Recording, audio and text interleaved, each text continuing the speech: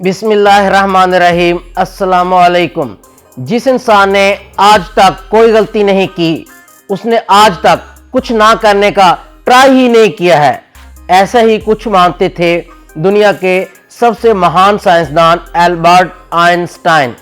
Einstein 14 मार्च 1889 में Germany में एक यहूदी ख़ानदान में पैदा हुए थे।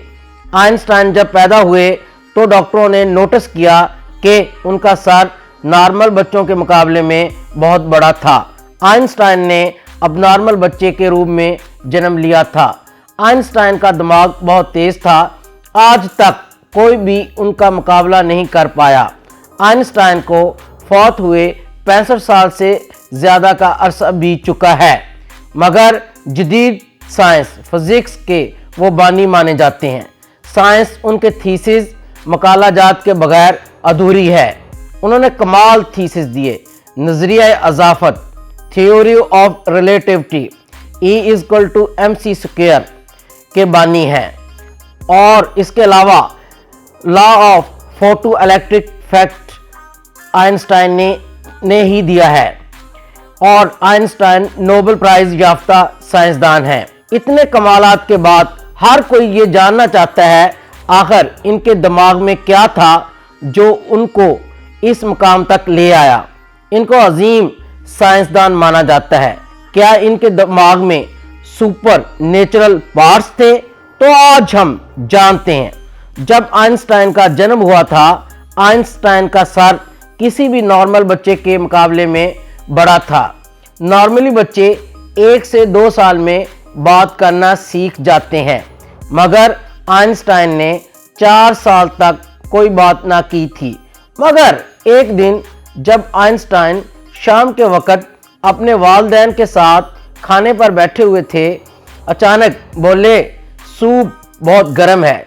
इस तरह अचानक बोलने पर आइंस्टाइन के वालिदैन हैरान रह गए और खुश भी बहुत हुए। बाद में जब आइंस्टाइन से पूछा गया कि अब तक तुम नहीं बोले थे, आज अचानक बोल पड़े, आइंस्टाइन ने अजीब जवाब दिया कि अब तक सब सही था। आइंस्टाइन की ज़िंदगी के साथ जुड़े अजीबोगरीब किस्से यहाँ तक ही नहीं रुके, उनके बड़े होने के साथ उनके साथ जुड़े रहे। कई ऐसी आदतें थीं जिनको सुनकर आम लोग हैरान रह जाते हैं। मसलन आइंस्टाइन को फ़ोन नंबर और एड्रेस याद रखने में प्रॉब्लम होती थी।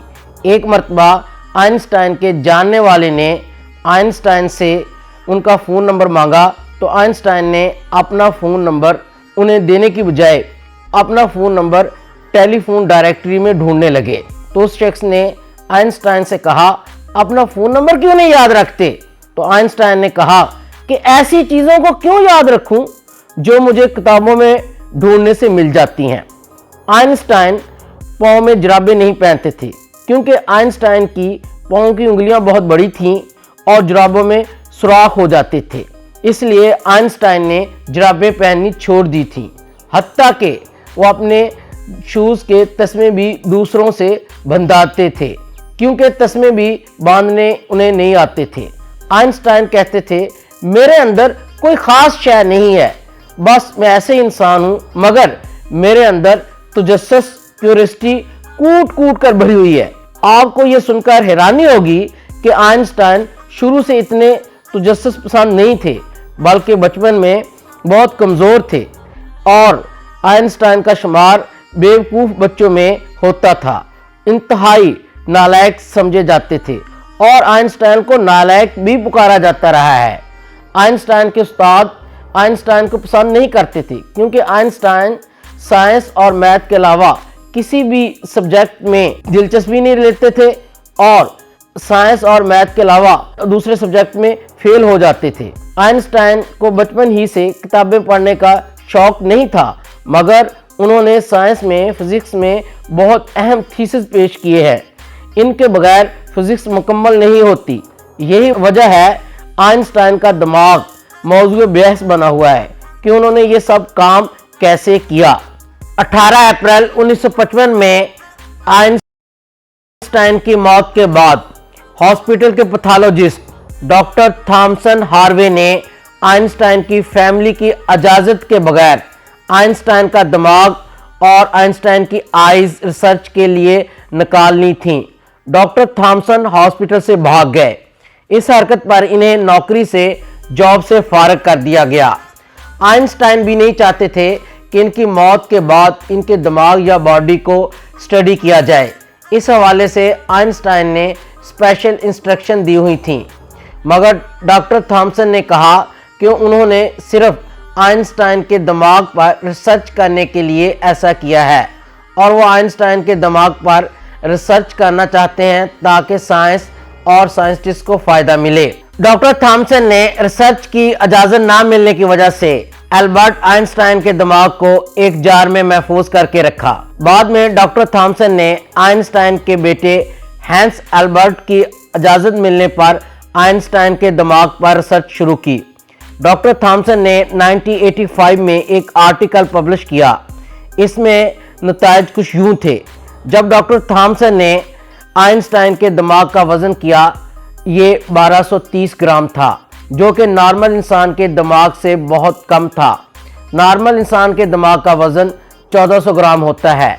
डॉक्टर थॉमसन ने आइंस्टाइन के दिमाग के 240 टुकड़े किए और दुनिया के मुख्तलिफ रिसर्चर्स और साइंटिस्ट के पास भेज दिए ताकि साइंटिस्ट और रिसर्चर्स रिसर्च कर सकें कि आइंस्टाइन के दिमाग में क्या शय है जो कि बकाया आम इंसानों में नहीं होती। डॉक्टर थॉमसन ने आइंस्टाइन के दिमाग के 1000 माइक्रोस्कोपिक स्लाइड्स बनाए ताकि आसानी से इसकी रिसर्च हो सके। नंबर 3 पे डॉक्टर थॉमसन लिखता है कि जब साइंटिस्ट ने आइंस्टाइन के दिमाग को फर्दर एग्जामिन किया तो उन्होंने देखा और महसूस किया कि आइंस्टाइन के दिमाग में रैंकल पेरिऑर्टल कॉलम मिसिंग है, जिसकी वजह से आइंस्टाइन की पेरिऑर्टल लोब का साइज़ नॉर्मल दिमाग से 20% ज़्यादा था, जिसकी वजह से मैथ में वो बहुत ज़्यादा आगे का सोच लेते थे। मैथमेटिक्स और चीज़ों को इमेजिन करने की स्केल नॉर्मल दिमाग के मुकाबले में बहुत ज़्यादा थी, ये साइंटिस्ट मानते हैं।